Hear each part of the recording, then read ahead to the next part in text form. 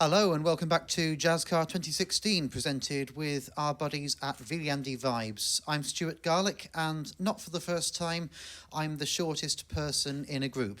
That's because we have two of Estonia's biggest jazz talents, Aleksander Paal and Heikko Remmel, here to play for us. Welcome, guys.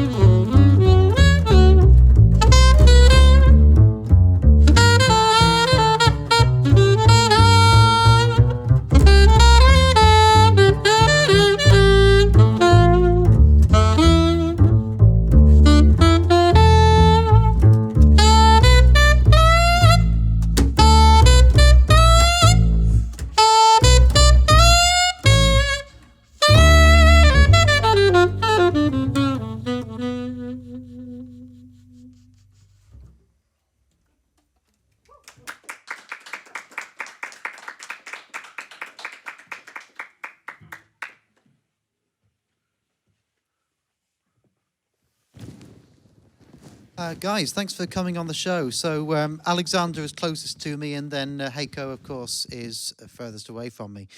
I say of course because we've spoken before. So what's different, Heikko, about playing with Alexander as opposed to playing with your father, Tarvo? So how is the dynamic different in this kind of pair? Well, first of all, Alexander plays the sax, so it's a different instrument. That's right. That's right. No, but I mean, it's of course a saxophone is a solo instrument, so like naturally he's the leader of the group, so he kind of dictates what's going on, and I'm doing my best to make him sound good and follow him. Well, you're being very modest yet again, but Alexander, you haven't got much to be modest about because you actually won the Jazzkaar Young Jazz Talent of the Year 2015 award last year. How was that? How did that impact you? How has that helped you as a musician or helped your career, do you think? Well, obviously, it encourages me more to compose, to make my own music, and to lead my own groups, and to play at numerous festivals. Gives me more confidence. That's what a jazz musician needs, basically. Okay. And we can actually confirm that the very man next to you has won this year's award as well. So congratulations, Heikko. Well, thank you very much. Good job. I think we talked about this a little bit yesterday. You know, you've got a proud family tradition of winning this award, Heikko. But what does it mean to you to take the award home? I mean, it's pretty cool. Well, it is cool, but I guess the same aspects that Alex talked about kind of are important for me as well. Okay, so moving on to talking about improvised performances in general. I mean, when you're putting one together, how do you know if it's good and how do you know if it's hitting the audience in the right way? Do you just get that feeling, or do you pick up on certain vibes that they're giving off? I mean, how can you tell? Well, if you mean the yesterday's concert that we gave with the trio, it was all planned. It was all very well calculated, in a way. I really wanted to try out something new, so I had a particular system in mind, how to compose and how to perform these tunes that I've written. All right, and the system worked completely. Well, as it turned out, it was quite successful, yeah, so maybe in the future I'm going to try it again. Okay, cool. So coming to a festival like Jazzkaar, obviously you're both local musicians. Are you both from Tallinn? Me not originally. I'm actually from a border town called Narva. Oh, okay, right. So there is also a big jazz scene over in Narva, isn't there, I'm told? There used to be, I guess it's still there, a lot of young players, age 12, 14, practicing their horns and trying to get better at music.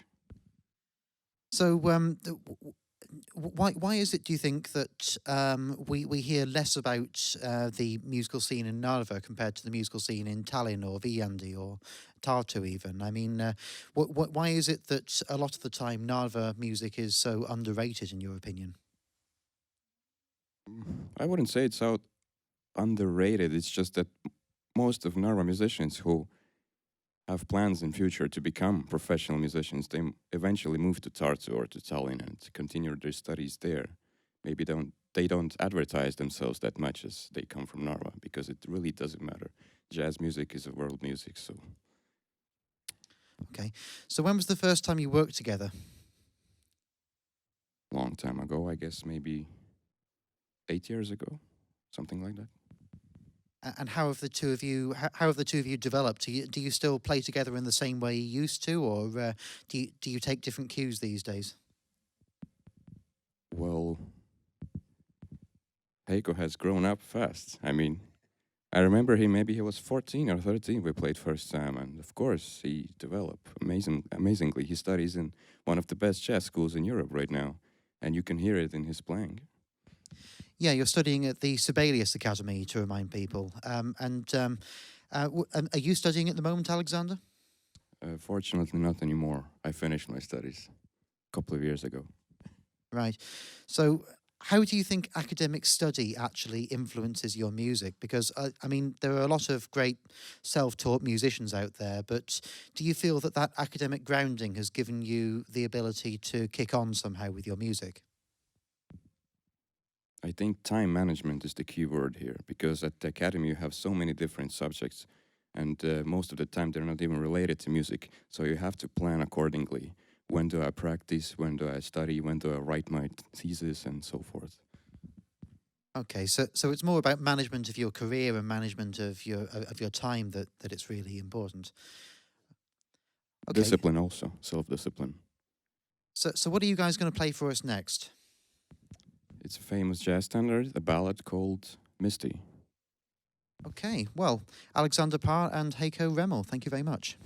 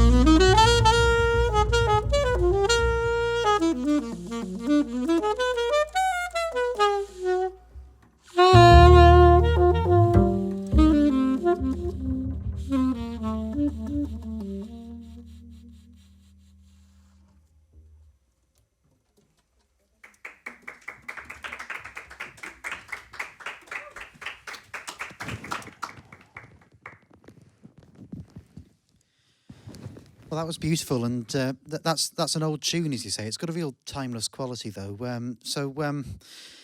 Do you always aim for that kind of timeless quality when you're performing together? Of course, because we try to speak the same language as musicians did 100 years ago or so. Actually, maybe not so much, but if you think about 40s, 50s, 60s, I mean, the jazz language. The music is like a language, and we're trying to speak it. So, of course. If by timeless quality you mean unforgettable melodies, harmonies, then of course we try to do the same, yeah. And how do you get inside the heads of the jazz musicians from the 50s and 60s who were making the music originally? So do you do some reading up on what it was like at the time, that kind of thing, or do you just listen to the records? Well, of course, listening to the records is the most important thing a musician can do. It's even more important than actually practicing your own instrument. Just have to listen to many records every day, many years in a row, and the listening experience shows in your playing at some point. And who are both of your all-time jazz heroes, do you think? Well, usually when jazz musicians discuss other jazz musicians, famous ones, once you say Charlie Parker, the discussion ends because there's nothing, more important in history of jazz than Bird. How about you, Heikko? Well, I have to agree. Okay, well, short conversation in that case. So, so if people want to hear you, where can they go, and where are you? Obviously, you performed together last night, but do you have any further concerts as part of Jazzkaar? Actually, this evening, we have a home concert, I think. Oh, yeah, no. These home concerts are pretty interesting. So you actually have to go to someone's house and perform in their living room. I guess it's the first time I'm going to do it. So. It's the definition of an intimate performance. So what kind of challenges does a home concert present that a stage concert like this does not? I literally have no idea yet, but I'm guessing, as you said, it's more intimate, so I think it's more relaxing. Actually, it's not so challenging as if I'm performing on a huge festival on a huge stage. If it's more intimate, I can just build contact with the public and relax and just enjoy myself. And have you done a home concert before? No, that's what I mean. It's the first time tonight.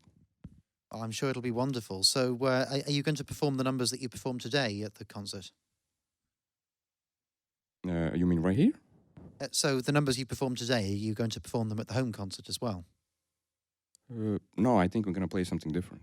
Okay. Yeah. We might. We're open for now. We haven't decided anything too certain yet. That's the beauty of jazz also. You don't have to decide right away because spontaneous stuff makes music more fresh. And it's just possible to read the room and just to react to what's going on in the audience as well.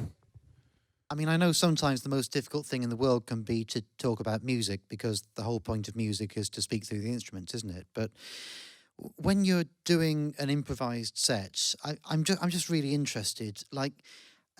Has there ever been a point where you've just changed in the middle of the tune? You've just changed completely the dynamic of the tune, and maybe one person just decides to do it for some reason, and then the other person's followed. Does that actually happen, or do you know instinctively beforehand how it's going to go?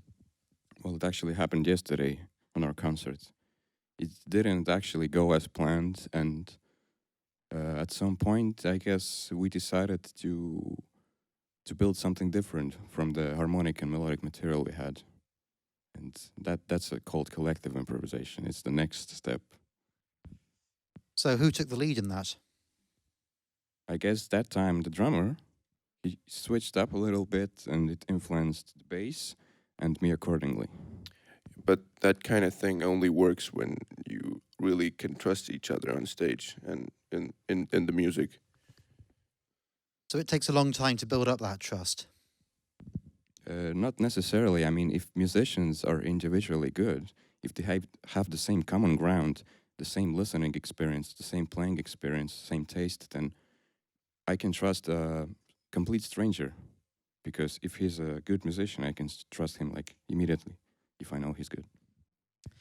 Okay, well, if you're lucky enough to get those few tickets for the home concert this afternoon, then you've got a chance to hear Aleksander Paal and Heikko Remmel again in live session. But for those who were there last night, it was a really special experience, and we've got a chance to hear one more number from you. So what are you going to play for us to close? Let's decide. Do you want to play Moment's Notice or Cherokee? You're the leader. Okay, let's play Moment's Notice by John Coltrane. Okay, Jazzkaar 2016 with Viljandi Vibes. We're here with Aleksander Paal and Heikko Remmel. Thanks, guys.